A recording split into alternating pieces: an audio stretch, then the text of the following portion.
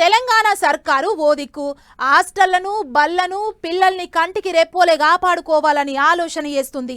అందుకోసం special budget పెట్టి అన్ని సౌలతులు కల్పిస్తుంది.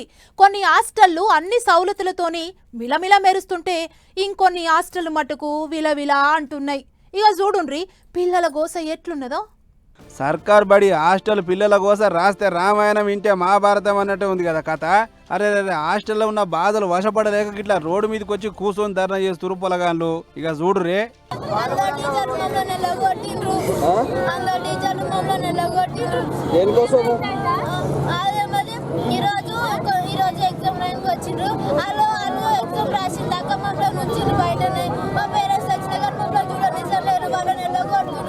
చూసిరా. అయ్యో ఏడవకురా బుజ్జమ్మ ఏడవకు, మీ బాధలన్నీ జల్దీనే తిరిగితే గాని పిల్లల కన్నీళ్లు చూస్తుంటే మనకే కన్నీళ్ళు వచ్చినంత పని అవుతుంది కదా. మరి ఈ పిల్లలు ఏడ్చేంత ఆపది వాళ్ళకి ఎందుకు వచ్చిందనంటే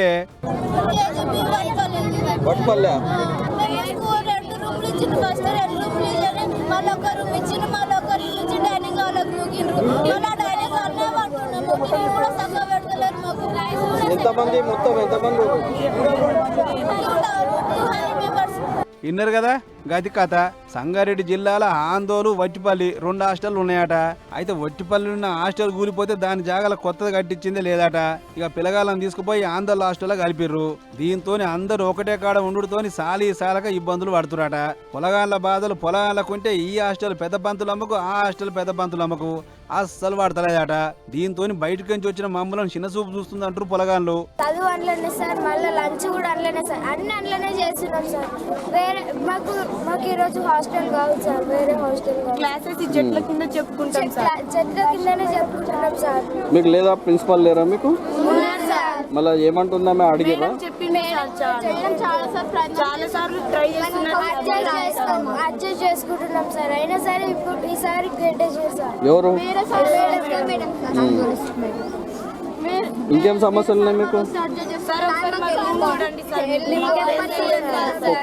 ప్లీజ్ వెళ్ళిపోతాం సార్, మాకు ఇక్కడ సార్. హాస్టల్కి వచ్చిన వాళ్ళందరూ 2 రోజులు ఉంటున్నారు, అందరు వెళ్ళిపోతున్నారు సార్. విన్నారు కదా గట్ల తిప్పలు పెడుతుందని చెప్పి గొడగొడ శోకం పెట్టుకుంటా రోడ్డు ఎక్కిర్రు. ఇదంతా రసరస వద్దు సార్, మాకు మా బంగ్లా మాకు గట్టిరి, లేకుంటే ఇడికించి వెళ్ళిపోతాం అని జిజ్జి చేస్తుర్రు. ఇంతలా ముచ్చటికై పోలీసు వాళ్ళు రానే వచ్చిర్రు.